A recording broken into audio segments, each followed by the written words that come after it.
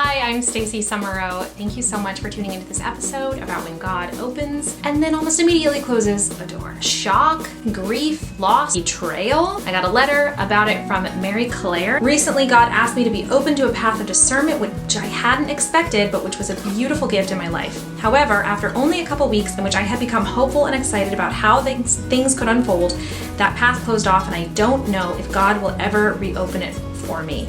I struggle to not feel disappointed at God. I pray to see things from His perspective, but trusting in His master plan is hard. Do you have any advice for me or others like me on how to handle these situations and how to use them to grow in trust for God? I do have thoughts on that, Mary Claire. The Garden of Eden, let's go all the way back to the beginning. The devil came up to Eve. He didn't question if God was all-knowing or all-powerful. He just started to whisper to her that maybe God is not all-loving. Maybe God really can't be trusted fully. Maybe she should pull back and hide and hide herself and run away in the opposite direction, which is exactly what she did. And look what has followed for all of us ever since. Original sin and everything that comes with it. It's so natural to feel those things, but we need to be really careful not to let them take us away from God, okay? So we need to do the opposite of what the devil wants to do. He wants us to pull away from God, to start to hide. But I always come back to Peter. You know, Peter said, "Lord, to whom else shall we go? You alone have the words of everlasting life." If God is truly all-knowing, all-powerful, all-loving, as we say that He is in the Creed every Sunday, then we owe Him our whole selves. We owe Him our life. And it's not just because I owe you this duty, but it is the best thing for us. The person with whom I'm closest in the world is my husband. And if my husband does something that I perceive to be offensive in some way, it would be disrespectful and wrong of me to not talk to him about it. It would be totally wrong of me to either just kind of stonewall him and ignore him, or to attack him and accuse him of things. So in the same way that I want to approach my relationship with my husband as a mature adult, I also want to approach God in a more mature way. And instead of just reactionary, kind of why did you do this to me? I'm hurt and therefore you must not be good. Come to God saying, what are you trying to teach me? How can I learn from this? What is it that you want me to learn about myself? This is a really exciting opportunity for you. Honestly, it may not feel that way right now, and your emotions are totally understandable, but this is the first of many, many times where the devil's going to try to distract you. He's going to try to take you away from the Lord, and he's going to whisper in your ear that God really isn't that good and that loving. And honestly, for everyone discerning any decision, this is going to be the main struggle for so many of us. Because the devil knows if he can get in the way of that relationship, it's game over for you. And so he's going to focus all his energy on destroying that trusting relationship. And it is your first priority to keep that trust. Bring the Lord your whole heart. Let Him see all of you. He works in the very messiest of situations, and He's with you right now. He wants your whole heart, all of the messy. And then He wants to tell you what He thinks of you, which is that He loves you so much. And as things continue to unfold, I'm excited to see what He does in your life. The cool thing about discernment, Mary Claire, and anybody else who's discerning any life decision, is that so often it's not about God dictating to us what He wants arbitrarily. It's us discovering what it is that we were created for. And so often the problem in discernment isn't that God is playing a bait and switch with us. It's that we don't know ourselves and we don't know exactly what we want yet. And figuring that out takes so long. And this is why sometimes natural frustration arises, right? Because we're I don't know what to do. I'm stuck in this place. Maybe I don't even know myself. And God is there to be our helper. He's there to be our advocate. He's not just kind of dictating to us arbitrarily or taking away things when we surrender them to Him. There's this parenting principle in the book called Boundaries, which I highly recommend you read. I think I've recommended it 50 million times on my show. And this parenting principle is that a good parent doesn't just say, I want you to do this because I said so, right? It's not supposed to be this power struggle between the parent and the child. It's supposed to be the parent being the guide and the advocate and the helper for the child so that they learn in the home what the world is really like and they learn the real consequences of their actions. And God is a very good parent, and honestly, I have to accept in humility that I am like a child and that He is parenting me in so many ways.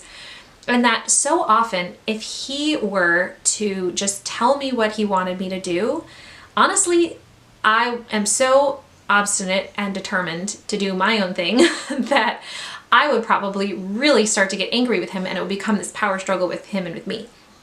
It sounds like that's kind of a similar thing that you're being tempted towards, Mary Claire. But the reality is that God likes to be our helper and our advocate, but He lets our life unfold around us and the circumstances of our life unfold such that they will kind of naturally teach us. I'm not just arbitrarily telling you things because I want them for you, but this is actually what's going to be the best thing for you. There's been a lot of times, Mary Claire, as I was reading your letter, I had like 15 different stories that I could tell you. And I might just choose two about my own discernment and how God parenting me in this way, using this principle that I'm referring to, has been really, really good for me. First story is from last year as my husband and I were going to open houses. We feel that the house we're in currently is too small for our family. We have a growing family and we wanted to buy a bigger house. So we went to this one and it was so beautiful and I was so excited about it. And I thought, oh, maybe this could be our house. And then we found out there were some restrictions on the land, which made it such that we would not be able to have the homestead that we wanted. And so after hours and hours of talking about this house and falling in love with this house and dreaming of living there, we decided not to put the offer on it. And I ended up just feeling like, after searching for so many houses and thinking that I had found this needle in a haystack, feeling like I was right back to square one and like, oh, we're never going to find anything. And the mortgage rates are climbing, making it harder to buy a new house. So I felt this real sadness. And it turns out, or as the months continued to unfold, we actually found an incredible builder. We found the beautiful, perfect piece of property that was going to be perfect for our family. And we are actually now building a custom home, which is such an incredible gift. And lo and behold, what became the prototype home that we used as we started to discern the floor plan? It was that house that we loved. And the cool thing is, even though it felt at the time like God was just slamming a door shut in my face, something that I really wanted, the beauty is that we took that floor plan and then we adapted the things that we didn't love about it, which were not that many, but a few things, so that we could actually have the home that we truly, truly want. And it's even better than that house. Another example is when I was discerning religious life and I was so excited to become a nun. I had surrendered my life to God. I felt like my relationship with Him had gone to new levels. He had spoken to me so beautifully, and I was prepared. I was ready to enter the convent. And then I started feeling this total lack of peace. I started crying for the husband and the children I was never going to have. And this went on for a long time. And I started to feel like God was playing kind of like a bait and switch tactic on me. And I was like, what in the heck? I was willing to give you my life and now you don't want me to be your bride. What is going on? And it turns out that really God, in the big scheme of things, God wanted me to get my relationship with Him really, really strong in a different way that I needed in order to be ready to enter into marriage. And so I was just seeing my road. I couldn't see what was around the next turn, but God had this beautiful plan coming up for me. I just had to keep my faith and keep moving forward and keep trusting Him, because honestly, I needed those months of discerning my vocation in order to have the kind of relationship that would make me mature enough to be ready to be married.